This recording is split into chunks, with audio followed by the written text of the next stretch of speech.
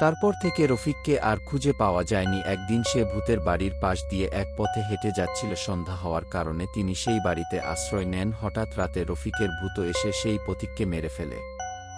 পরদিন গ্রামবাসী এসে এই পথিকের লাশ দেখতে পায়। তার কিছুদিন পর গ্রামে এক পীর সাহেব আসেন। গ্রামবাসী পীর সাহেবকে ভূতের বাড়ির সম্পর্কে সকল ঘটনা খুলে বলেন। তারপর পীর সাহেব সেই ভূতের বাড়িতে যান এবং তিনি এবার এটি দেখে বলেন, এখানে একটি মাদ্রাসা তৈরি হলে দিনরাত কোরআন তেলাওয়াত হবে, এখানে আর কোনো ভূত থাকবে না। তারপর গ্রামবাসী সেখানে মাদ্রাসা তৈরি করে আর তারা সুখে শান্তিতে বসবাস করে। এরপর থেকে ওই গ্রামে আর কোনো ভূত আসেনি। পরবর্তী গল্পের জন্য চ্যানেলটি সাবস্ক্রাইব করে রাখুন।